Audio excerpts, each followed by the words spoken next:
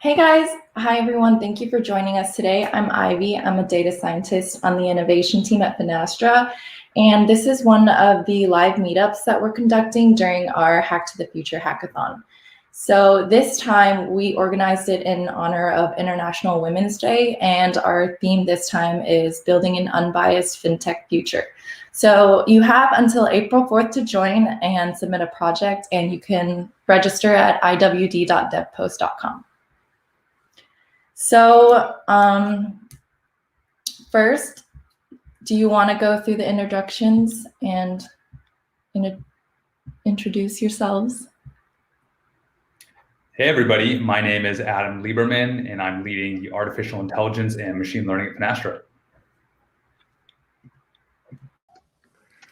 Hi everybody, my name is Raven Davis. I'm an account executive here at Finastra and also someone very passionate about diversity and inclusion.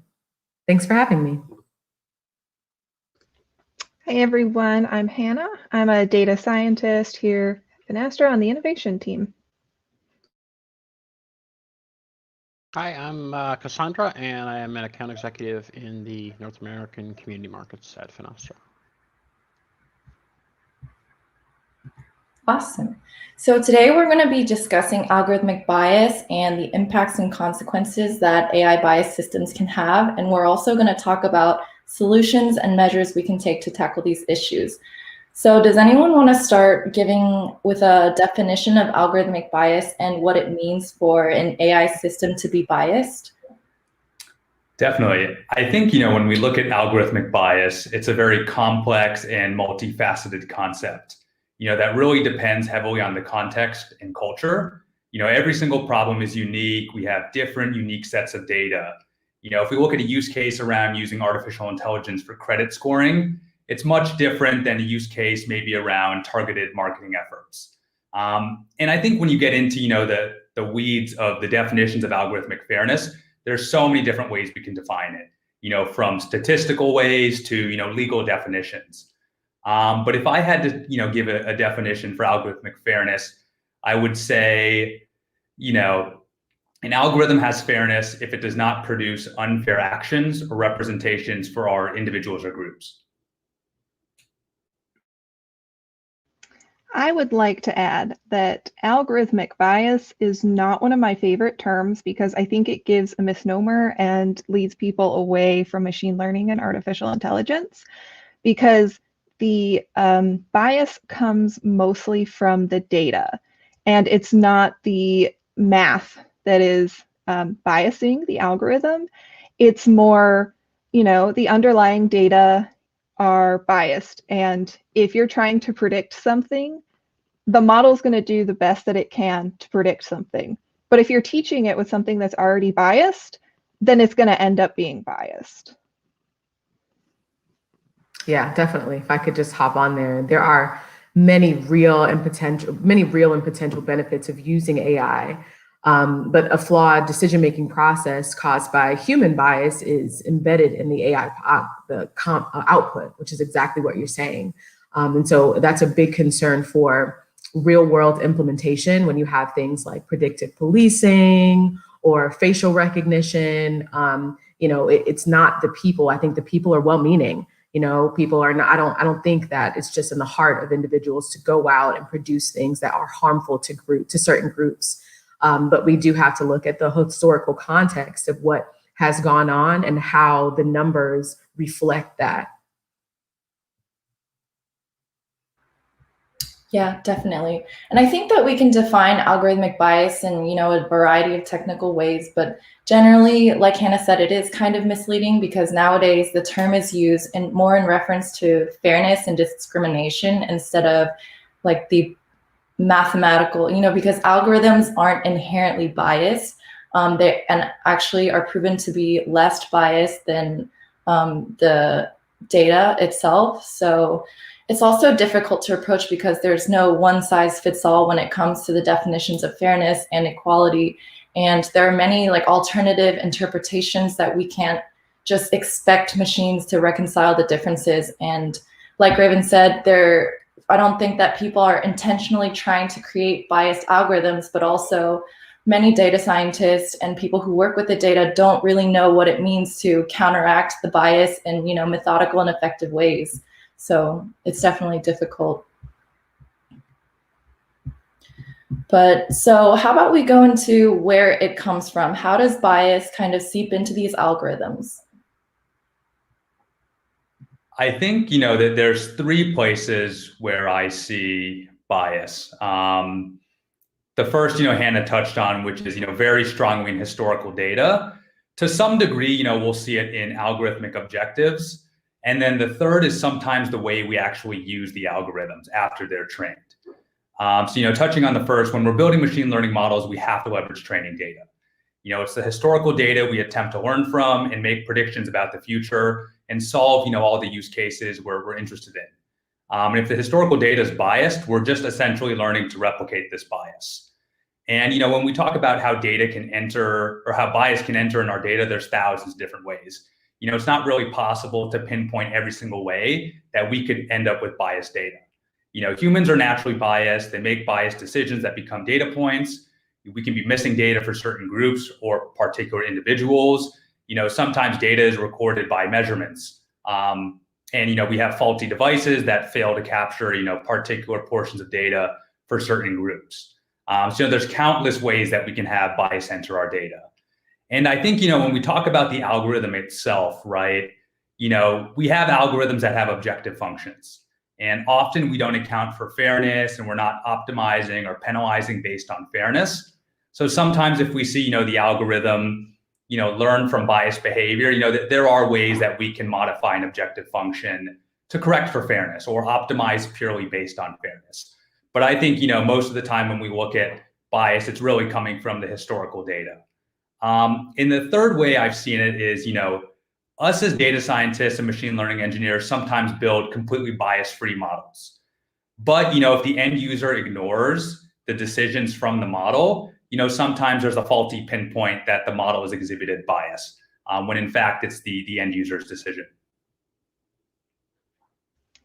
I would like to add that bias in the data doesn't always come from history. As data scientists, and especially as data engineers, the ones collecting the data and deciding what we're going to use, we need to make sure that the data actually represents the world around us. So a very early example of image recognition was trained on Norwegian, basically the graduate male students. And it was really good at recognizing white males. But when it came to other ethnicities, it either wouldn't recognize them as humans or it wouldn't recognize them as anything. And so this was a really good white male facial recognition model, but that's not what our world is. And it's not that the data itself, it's not saying that, this is the only human. It's just, the data is not being shown to the model. And so, if it doesn't see things, there's no way that it would be able to learn them. And so making sure that your data accurately represents the population is really important. And that is a lot of times where a lot of bias will sneak in is just not even necessarily biased data, but incomplete data. Yeah, I think there's really, an art and a science to the data collection aspect of it. Yeah, I would also say too, you talked about the data engineers and you don't know what you don't know. And, there's different variations of bias. So you have an implicit bias, which is, completely unconscious that you are unaware of. There's an explicit where, you are biased and aware of it.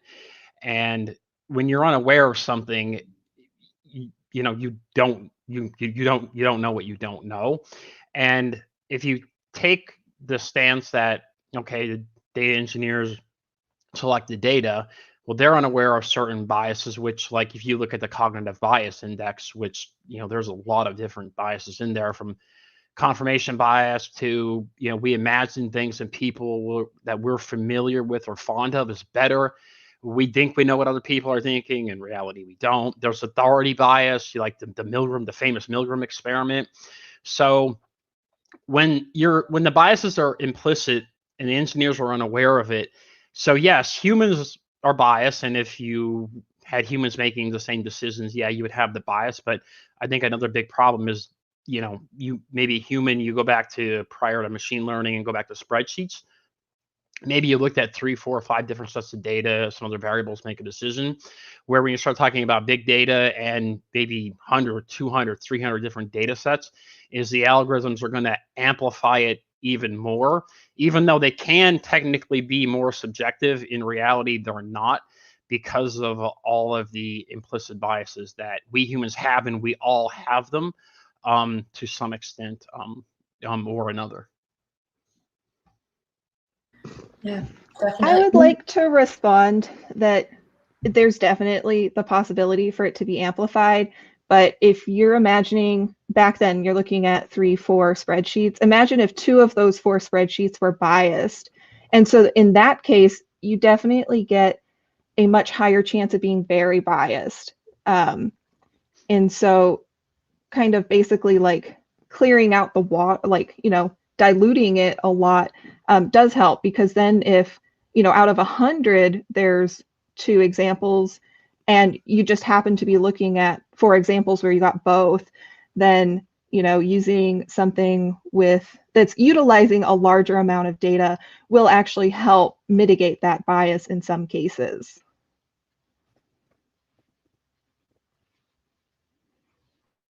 Yeah, there's one other thing too I would chime in there where, this probably gets little to no attention at all, but yeah, I could definitely see this a problem in the future is in the area of natural language processing. And there was a book written by Andrew Newberg, who's a neuroscientist. It was called Words Can Change Your Brain. And, based at least on their research, where it talked about, a single word and how we speak has the power to influence the expressions of our genes that regulate our physical emotional stress. And they even discuss how words and how they're affecting our genes impacts our perception of reality itself. And part of that, of how we perceive reality, has a lot to do with the bias that can come from humans, because what they end up finding is that conscious words, thoughts, and feelings affecting the thalamus part of your brain. And I think in another area of NLP, and that's just something that may not be getting any attention at all. So just something else to, I would add in terms of how this is, where these biases are coming from. And I don't see that one probably on many people's radar. Definitely. And in regards to the data, sometimes we don't always have access to the data that was used for the algorithms because of the proprietary nature of the systems that are used by the companies. And there's very little oversight on how companies are using the data and technology. And many of these companies have been collecting personal private data for years. So it's not something that they want to really release. So it's difficult to if we don't have the data in front of us, then it's hard to kind of see the bias and where we can pinpoint it. And it's also important to mention that I think algorithmic bias surrounds us in ways that we might not even notice, because the general public is not exposed to, the process of companies collecting data and using algorithms to make decisions from the data. And they're used in hiring, lending, advertising, even welfare and criminal sentences. And the bias can really have impacts on people. How do you guys think, and what are some misconceptions that people hold about algorithmic bias, and how does the public perceive it? I don't really think a lot of people know and understand, or at least in my community, they're not very aware of how algorithms are being used in their everyday lives. Predictive policing involves, using algorithms to analyze data in order to predict and also help prevent potential crimes in the future. It's also being used to detect potential crime spots where police are patrolling, can be done in the future so as to decrease the crime rates. Models are built based on the past history of crime for predicting the hotspots for crime in the future. So the system is based on where police officers have been in the past and made arrests. And so machines are learning these patterns from the past. And we can't divorce that fact from, the fact that certain communities are over policed, right? So the data in itself is biased. And so when I bought my house, where I bought my house, and, I tell people that I live in the city that I live in, and they go on Zillow, they go on Trulia, and they look at these hot spots, these maps for, crime and all these things. And it's not that the people that I live around are more, criminals than others. It's just that I live in a predominantly Black neighborhood where most of the police officers are, and you go across the tracks and you barely see them at all. So is it the police officers? Is it the prediction maps that tell them where they should be, putting these posts to stop and prevent crime? Are they really doing those things? And I didn't understand that until I just wanted to live in a safe neighborhood with good schools, So when I'm searching online, this is before I came into the knowledge of any of this. I was weary about where I wanted to live and all those things. And, it could really hurt a community by not having people to come there and invest their money and build their families because they feel that it's a dangerous area. When really these maps are outdated and the areas are over policed as it is. So there's, a lot of disparities in wealth and income and all of these other things that it's fueled by the way this AI and this data is being used to draw people in or out of areas, right? So I just recently spoke to someone about this in my community and they were like, what? I didn't even know that was a thing. And so it's a great secret. Again, we all know that big data and data is the new oil. And so whoever has the most of it, whoever can utilize it to monetize it, they're going to come out on top. And it's affecting us every single day in all the decisions that we make. And specific communities are being harmed as a result. So we definitely need more. We need to talk about it a lot more. So I'm really glad that we're having this conversation right now.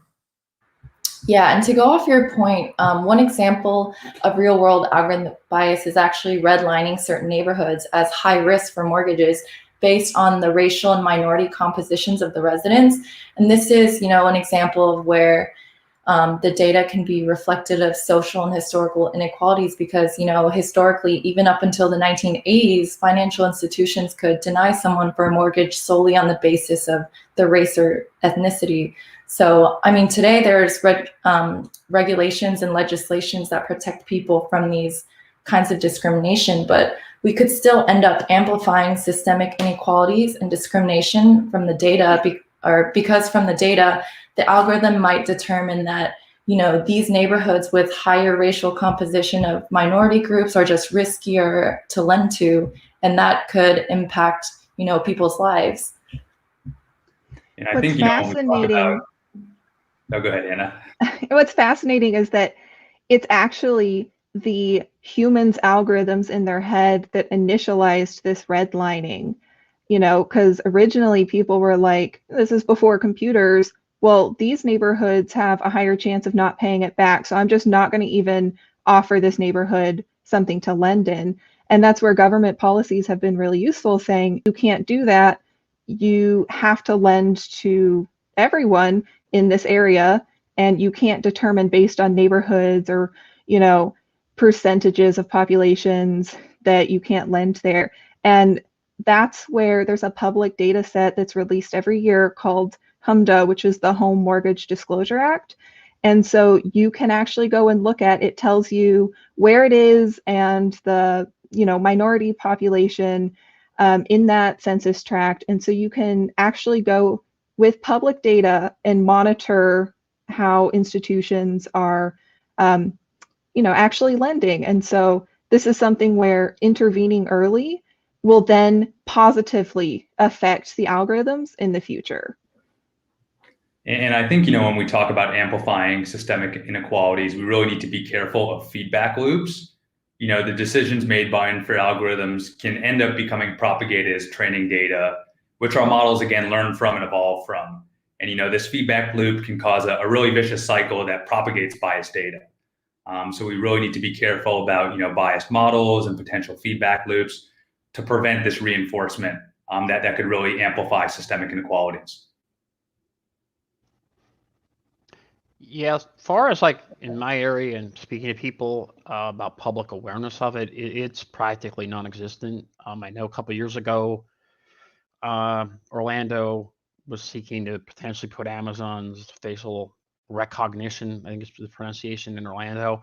I went to speak against it. I sent emails, brought up various points about different biases in data and the Cambridge Analytica and the data exchange agreement that Facebook and Amazon got caught back a couple of years ago, and brought up a number of valid points, and they just really didn't have an answer. And I know lately too, the past week or two, I've asked some people, about their thoughts on, how the government's tracking people under Operation Warp Speed and the vaccines they're receiving, and it's completely opaque. There's no transparency, except that Google and I think it's Oracle are tracking all these people and what's going on. But I mean, there is absolutely no transparency whatsoever from either the corporation side or from the government side. And I mean, people I have asked about that in Operation Warp Speed, they were just completely unaware of that they were even being tracked, let alone if there was being disclosure about it. So I would say largely it's not really a topic of widespread public conversation at this point yet. Someone on the comments, Michelle Toll from LinkedIn, said transparency will be very important as to the data source and how decisioning is determined. However, the complex nature of the black boxes behind the curtains will make this extremely and increasingly difficult. This is the inherent threat of letting this technology go unchecked. And I totally agree with you completely, Michelle. You got me when it comes to knowing what the heck we do and how we make that actionable. We're up against, not up against, because we're all working together, right? This isn't a us against them kind of thing. It's a us as a community. These corporations are in our communities. They're servicing our family, our parents, our children. How do we work with them to drive fairness, drive equity, have them, looking at their algorithms, looking at their data, examining it for inherent bias, and having us all on the same page about what is going forth. It's a big task, but I mean, it all starts with these conversations, right? And just getting our minds going on how we can make impact right where we are. And I think that sort of goes off Christopher's comment around, governance, right? If we're tackling use cases that could really affect somebody's life, we need to be careful about the algorithms that we choose to make sure they're transparent, that we understand, why they're making decisions. So I would also like to add that this goes into the public perception that people don't understand is there are a lot of different kind of algorithms out there, and there are certainly ones that are black boxes where you plug the numbers in and it comes out, and you can mathematically know how you get there, but it's really hard to interpret. But there are also algorithms out there, and these are the types of algorithms that are required to be used by like insurance companies and other things, where you can literally say, well, your decision was impacted 30% by your past driving history and 10% by your age, and they actually are very transparent when you get to see it to the general consumer, because this is proprietary and their goal is to make money, which is everyone's goal. You don't get to see it, but if you have a complaint, you can have it audited, and people will actually look into the algorithm and say, oh, well, that isn't a fair algorithm. Or like, oh, well, you actually do have 3 past accidents, and that's really important in determining your rate. And so I think it's important to know that there are different kinds of algorithms, and that's part of a data scientist's job, is to know when to use which ones, because that's really important. Yeah, and going off of that, I think, there's always new machine learning papers coming out, new algorithms being developed, and like the growing presence of these AI decision systems also leads to like increasingly complex machine learning systems and algorithms.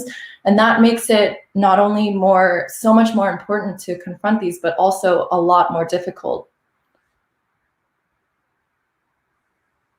Also, I think even with that, in the process of the auditing, it brings me to question who's auditing, what biases are they coming to the table with. that they are able to, make those decisions on what is fair and what is not fair. I have a hard time, taking from a man what is sexist and what is not sexist for a woman. Do you know what I mean? So I also am just. I'll add that, this is definitely more fair than the way it was done before, when it probably was one single white man going through your application and determining your rate. And he might have had like a small formula, but depending on how he was feeling that day or how he felt about your name, he could have done anything he wanted. And so that's why these algorithms are helpful. And, auditing is never done by just one person. Right. And so we've got a long way to go. Yeah, definitely. Strides, and we got a long way to go. As we increase fairness, as much as Adam was saying, there's a negative feedback loop, and that's definitely true. But if we make the right changes, then we can also get a positive feedback loop, where if we, make these changes and we make it more fair now, then that'll increase the algorithms making fair decisions in the future. Yes, that is the goal. Absolutely. Yeah, definitely. And I think, another area, right, is kind of around the way society evolves and what we consider to be fair, and making sure that our models evolve kind of with time and these new perceived notions of fairness. In 5 or 10 years from now, some of the models we built could kind of be outdated when it comes to fairness metrics. So, the models we're putting into production, we need to kind of keep up with at the same time. Wasn't there something when we talked initially, there was something that you could add into an algorithm to make it fair, to balance it out? Do you remember that term? Shireen from YouTube, or I'm sorry, Timothy on YouTube asked how you would handle bias that makes your model more accurate. So for example, if your model predicts more accurately on some data, but it seems to favor a certain gender, how do you correct that? And I feel like we talked about that, and I definitely want to make sure that we know what that term is and how it's employed. Yeah, I think when we get into, the topic of how do we correct for fairness, there's so many different ways we could do it. You could start from the data and make sure that your data is representative of the population you're trying to model. There's certain fairness metrics like statistical parity, equalized odds. There's probably 40 or 50 different metrics that could be leveraged. You can even define your own metrics or look to legal definitions to put kind of your definitions in terms of statistics and add penalties to your algorithms. You could also use a little bit more advanced tactics like adversarial debiasing as kind of a mitigation method also on your algorithm. But I think, it really is dependent on your use case. And, there's not, one specific or right way to correct for fairness. Right. There's different, like technical solutions that we can implement, like statistical approaches, but there's also, I think that there needs to be, standards that are developed or some sort of auditing. And I would say that there needs to be some sort of human intervention in a lot of these algorithmic models to ensure that, they're performing correctly, not correctly, but, performing the way we want them to without amplifying biases or and that also, when we get into that topic, so I think that bias falls into the hands of especially people like me, Adam, and Hannah, who handle the backend implementations and evaluations of some of these models. Actually, Adam and Hannah, what are some examples of algorithmic bias that you've come across in your work here at Finastra, and how have you handled that?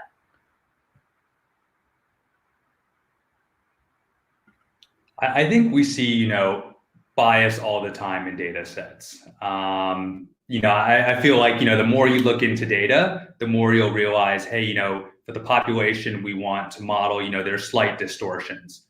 We see certain groups are the minority across plenty of use cases, and we need to do, very careful balancing to make sure we're building, proper models for these minority groups. Even looking at third-party data like HMDA across, different legal entity identifiers, I've seen, many unrepresented groups, and, sometimes it's hard to pinpoint, the exact reason. Are there particular financial institutions that just lend in a certain area? You really have to dig through the data to get a good reason for why we're seeing bias in it.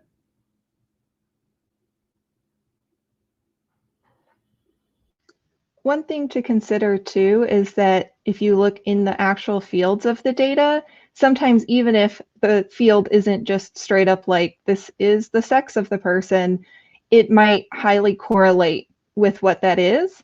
And so by carefully selecting which features you're using, that's a good way to try and mitigate, while you might not be including it here, you're basically telling the model what it is. And so making sure that you go through your data and check for all those things is really important.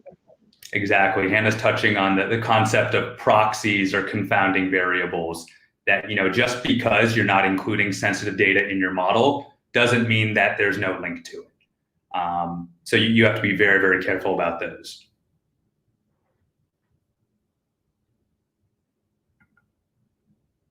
Adam, do you see kind of like a trade-off with implementing, great performing models and handling the bias that you might come across? Yeah, it's kind of it's nice if we could have our cake and eat it too kind of discussion.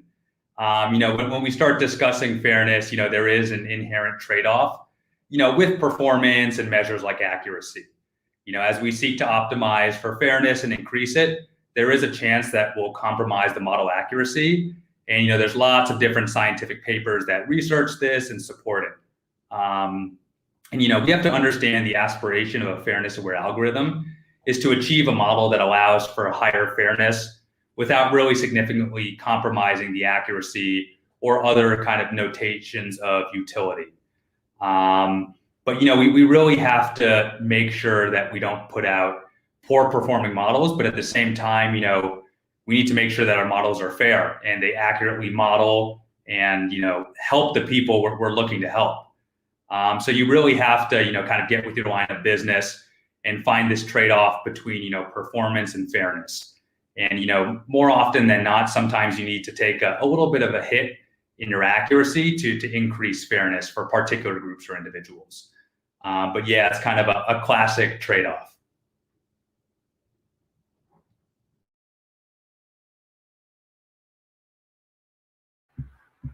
Yeah, so when we also talk about tackling bias in AI systems and some of the measures we can take, it's the term that we use to refer is actually called algorithmic hygiene, and it's kind of the process of identifying specific causes of biases and the best practices to mitigate them.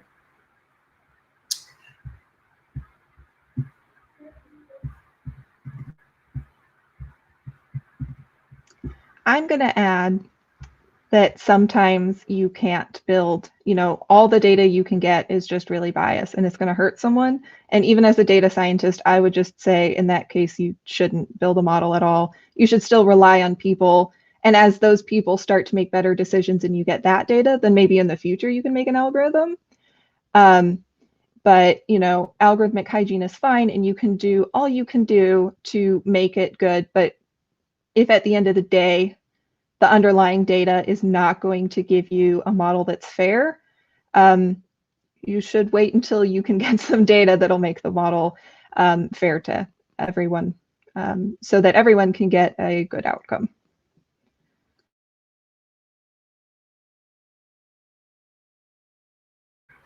Yeah, definitely. So does anyone have any questions about algorithmic bias? You can post them in the chat.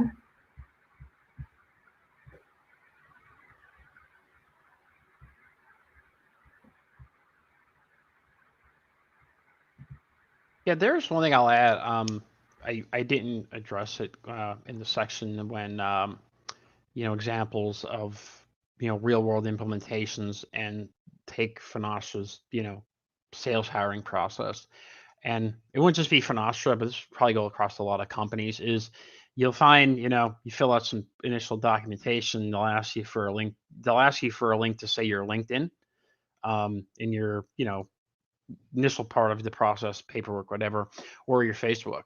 And when I submitted the paperwork to Finastra, I left the LinkedIn out, and I could see how this, could once again lead more to the area of bias, because I had my old LinkedIn under my male name as I started to transition. And it was only a week before I created a new LinkedIn profile, 3 weeks, 4 weeks before. So when you look at the bots that are running through, maybe your Facebook, maybe your LinkedIn, if that's being taken into consideration, certainly be another case of, where problems can arise, because at that point, my LinkedIn only existed for 3 to 4 weeks. And, how that could even compound into, like, say someone in the transgender community where you have facial recognition, voice recognition, sometime in the future, I will undergo voiceal feminization surgery as well as facial feminization surgery. So my face will look a lot different. My voice will sound much different. And like, if there's all this other historical data, say with either voice or facial recognition on me for some to get, proof for some other process, that can become, get very, skewed and distorted very quickly. If you get into those, especially in the transgender community where some of those issues would arise. So just another FYI, in the hiring process and some of the real world implementations that probably don't get a lot of attention, but that would be out there.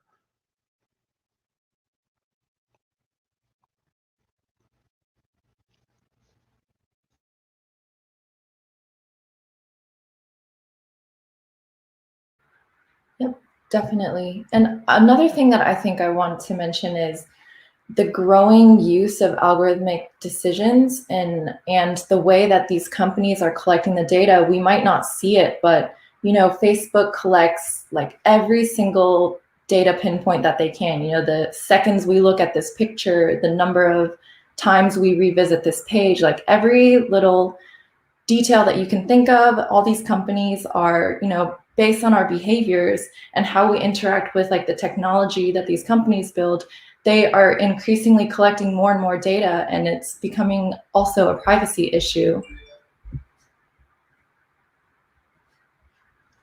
Yeah, I would say also too, there's a lot of things people don't do to protect their own data. Not to put really, all of it on someone's fault, but I mean, additionally too, you should be taking as many steps as you personally can to protect your own data. And there's a lot of different things that, for example, like I have a Faraday cage for my phone. I'm in my car, I don't use it. I keep the phone in the Faraday cage, which is blocking all of the signals to that phone, including the GPS and, et cetera. Like I have some different plugins for my browser. Like I have a Facebook container that blocks the stuff out. I have another application, which is called, is a Ghostery. That blocks a lot of the different tracking apps on websites. So, that's just a couple different things. I clean out my browser, and then the cookies, probably every couple days.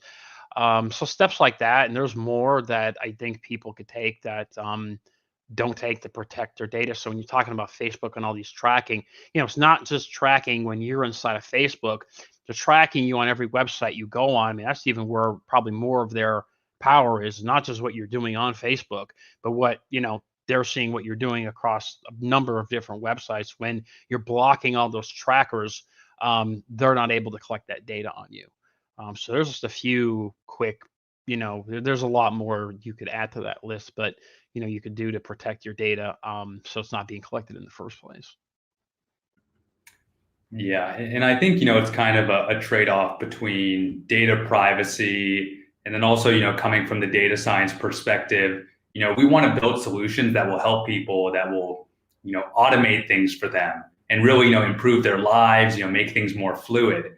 But, to do that, we still need some amount of data, right? If you want to be able to get your recommendations, we need to know who you are, what you like, what other people like you like, and have those data points so we can build, these more accurate models that we hope, improve your lives and make it easier. But at the same time, it's kind of that battle between data privacy and, the data that, data scientists have access to build solutions. Yep. So we have a question from Prasid Thomas Alexander. He asked, bias in lending decisions is often cited as an example. What are some other biases you have seen at play in fintech? I think there's a lot. I know lending is the big one and kind of the one we hear about in the news. But there's tons and tons of cases. There's cases where we use biometrics within financial services, and for some reason we don't have representative data sets, for example. And this is not really around lending, and it's kind of what I was saying earlier, is like in insurance companies, historically they would look at things that, maybe because of the neighborhood that you live in, there's just more traffic accidents, and that has nothing to do with you as a driver. So like if you move, like, and your rates are still higher, that's not good. And so that's another place that bias occurs. And there's definitely there's been a big crackdown in insurance and stuff like that to try and mitigate those types of things. Yeah, we often use lending decisions because that's something most people can understand really easily. And, it affects people in a big way, like especially house lending. That's a huge financial decision. And if you get it wrong, there's disastrous consequences. And Cassandra, I know you touched on natural language processing earlier. And I think, looking on the data scientist side, sometimes data scientists don't realize that some of these, really large pre-trained natural language models that we use, for classification tasks or named entity recognition tasks, and, understanding, unstructured data, for particular financial use cases, some of these language models do have a gender bias built in. And that's something, we use these pre-trained models all the time to generate features. And that's another area, within natural language processing where there's tons of examples of bias we could find. Yeah, actually that goes into the next point. Somebody asked, what are your thoughts on using synthetic data to reduce algorithmic bias? And actually, I have an example where Adam and I did an NLP project on email text, and we actually had to create synthetic data because we couldn't get access to the data in time. So we created synthetic data, and then once we trained a model on it, when we ran it through kind of real world data, it didn't work because we didn't consider email signatures. So we were parsing through the emails for things like currency and amounts and account transfers, but we didn't consider email signatures. So when we ran the model on like a real email text, and Adam had his like Finastra, Norcross, the address of our office and his signature, and it pulled out some of those numbers from the signature. So I would say, one, synthetic data is good to kind of fill in the gaps if you don't have the complete representative data, but also synthetic data is biased because it is not representative of real world data. Yeah, I think you need to be careful, when we're talking about putting a model into production, heavily leveraging synthetic data. I think that it's a good option if we have, a minority class in our data set and we need to generate a few more samples for it. But I think, that the ideal solution is collect more, high quality real data. Because as much as, we can try and validate the synthetic data sets we're generating, it's a whole different story when we want to put a model into production that works, with real data. Yeah, we still do want to get a good performance. That is still the goal of building a model. Yeah, I'm going to throw one out there, and anybody who wants to answer, chime in on your opinion. I know I have mine, and I think this is the worst idea I've heard yet. But it was a couple months ago, maybe it was end of last year, maybe November, December. The IMF is proposing that credit scores should be based on your web history and the data in your web history, which is why I'm such a big proponent of like blocking everything in my browser besides just that. So what are your thoughts on the IMF's proposal? Anybody who wants to answer it, go ahead. I'm just curious. So personally, I have two thoughts. One, I've never heard that. That's insane. I can't believe that that's been proposed. And as a data scientist, I think about that, and that doesn't seem like a good indicator. And so I feel like you know, you might have really good credit history and, you know, you might pay all your bills on time, but the types of websites you're looking at don't really indicate your credit. And so I am, you know, maybe there's a correlation. There's perhaps a correlation, but that's a big thing in data science. Don't confuse correlation and causation. You know, paying your bills on time causes good credit. You're making good decisions. Going to certain websites does not indicate if you're going to pay on time. And so I think that's another thing of, you know, when you get data, you actually have to consider, you know, is this data I need to use? You can't just use any data to try and solve a problem. You need the right data. I found the article and I just need to just give you guys a little snippet of what this thing says. Okay. I can share the one from Gizmodo. That's one Please of the better do ones that. I found. Okay, let me share my screen. I've never shared a screen with this before, so hang on. We'll share here. Oh, you know what? I'm sorry. I'm so used to using Firefox, but can you see my screen, everybody? Yeah. Yeah, so this, I mean, there's a number of articles. This is probably one of the better ones on that proposal. Which they said, you know, search it, you'll find it, but this is probably one of the better ones out there to check out. Probably one of the worst ideas I've ever heard in my life. It's just my personal opinion.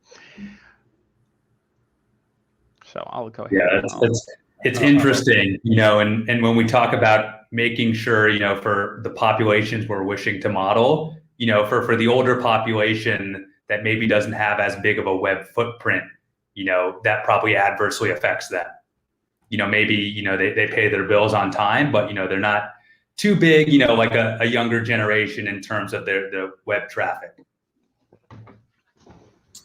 And in the same breath, they're saying that basically it would open the doors for informal workers, likely informal workers and rural farmers to take out a loan too. So they're looking at that as a way to target and bring, you know, people that wouldn't necessarily fit in from a credit perspective, allow them the opportunity to get access to funding and different things. But I agree with you guys. I don't see anything anything good coming from people looking up how to basket weave underwater and all kinds of things. Like, how is that relevant? I need to see more information on this. That's another thing, is this is the sort of thing where it's like, if you know they're looking at your history, you're just gonna like gamify it. You're gonna be like, okay, well, I want them to think I'm really rich, so I'm gonna go look at Neiman Marcus all day, and then, you know, maybe they'll increase my credit score. And, you know, making a decision to do something changes how people behave. Right, which is probably why they don't advertise what they're doing. This was something, I don't know who's reading these. Kay's reading these articles. My grandma, not so much. My grandma doesn't even have a computer. Wow. So, or internet. Yeah. So. Wow. Does anybody have any other questions that they'd like to paste in the chat?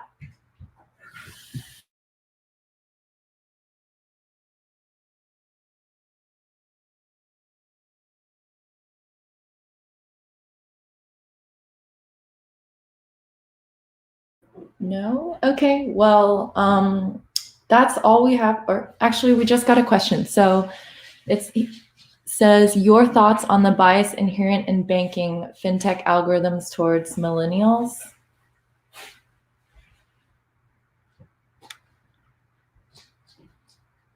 Could you rephrase your question? I'm not sure I understand what exactly you're asking. You think there are fintech algorithms that are biased towards millennials? I'm a millennial. I don't know. Well, definitely, if they based your credit score based on your web history, it would be biased towards millennials. Definitely. Or against. I'm not sure how they're deciding. This is a ridiculous idea. I don't think it'll ever happen.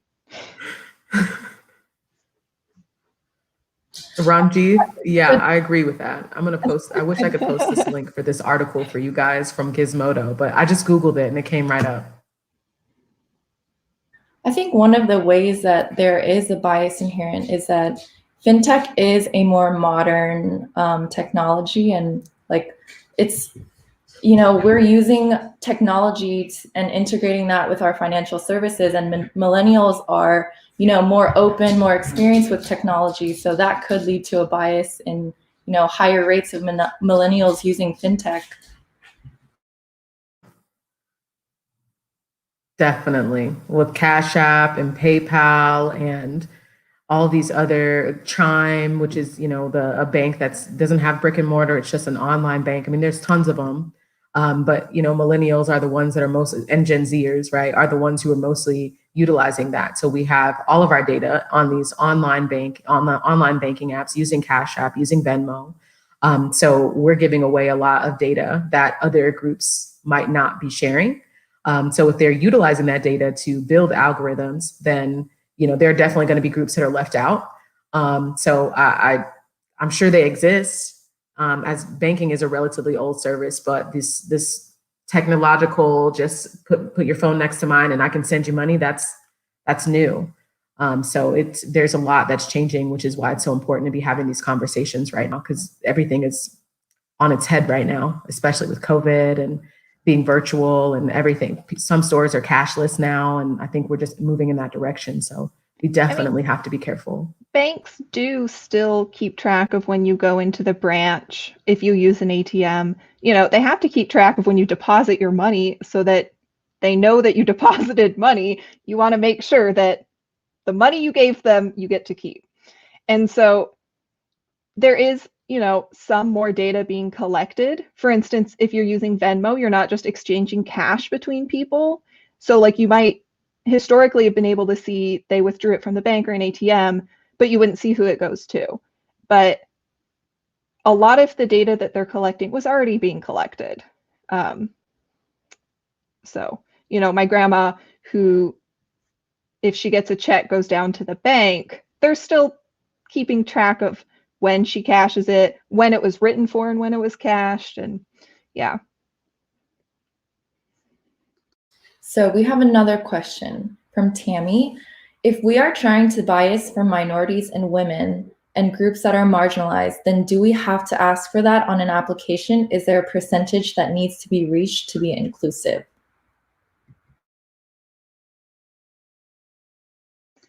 I honestly think that depends on the situation. And I think it's actually best to be proactive.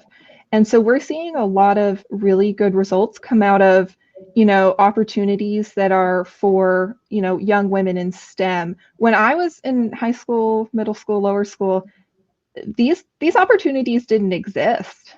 And, you know, I got to college and I was part of an organization called RoboGals, which teaches young girls how to program Lego Mindstorm robots. And the thing is that if you're proactive now, the problem is those kids were 8 at the time. They're not even in the workforce yet.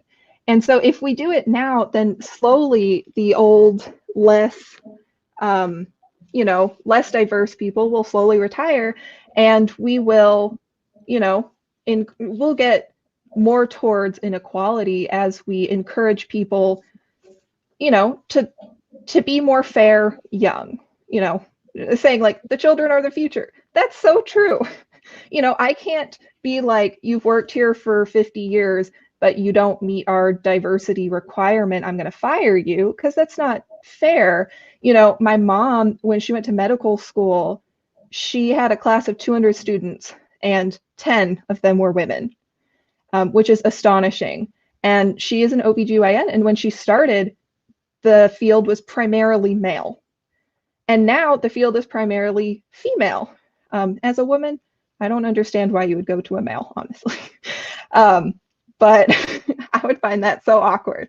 But, you know, she still sometimes ran into bias with her patients.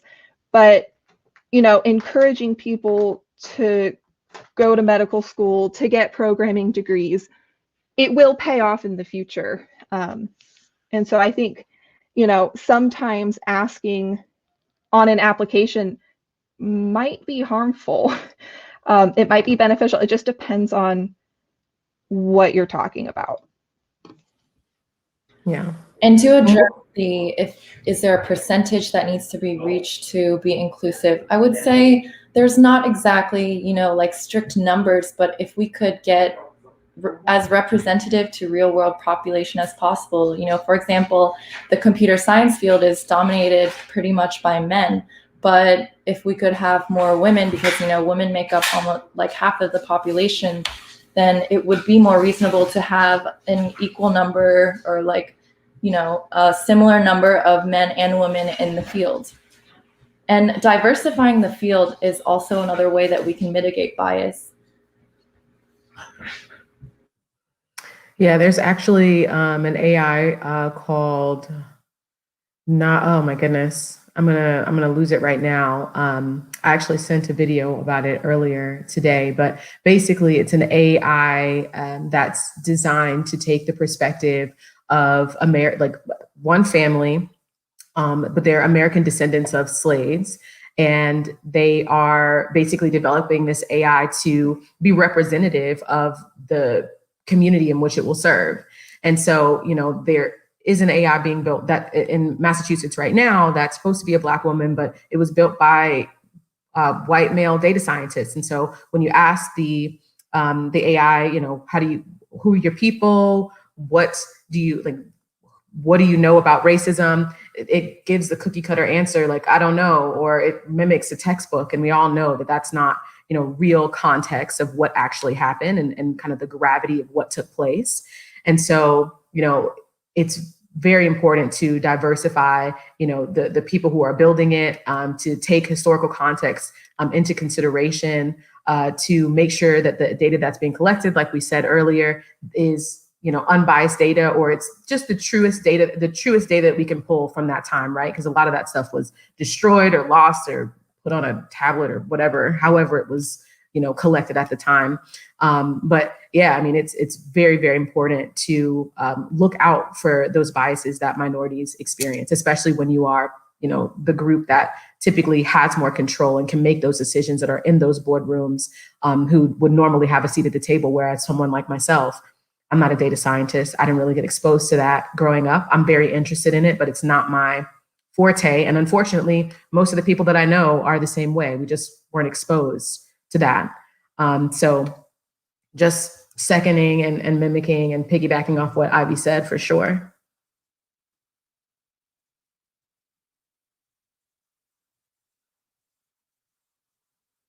I love that cattail. She's being so needy.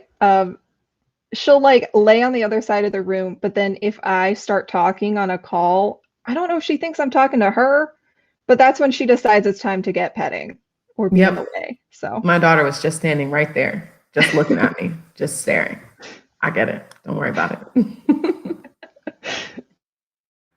But yeah, great conversation. If anybody, no one has any other questions, I guess we could wrap it up. And you can always reach out to us if you have any other questions on algorithmic bias or, the impacts and consequences. Just shoot us an email.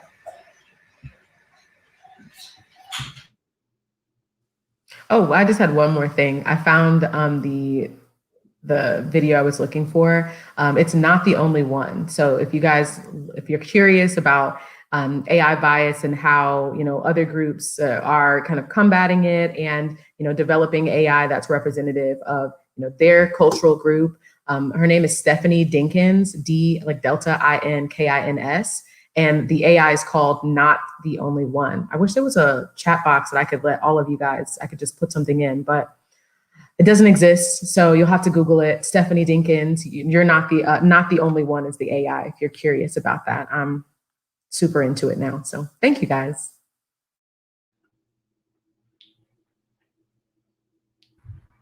All right. Well, thank you guys. Thank you all for joining. Hope you have a great week. And also remember that the Hackathon registration is open until April 4th.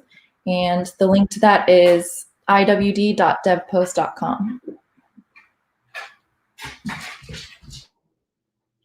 Thank you, everybody. Thank you, guys. Awesome. Thanks, guys. Have a great one. Bye.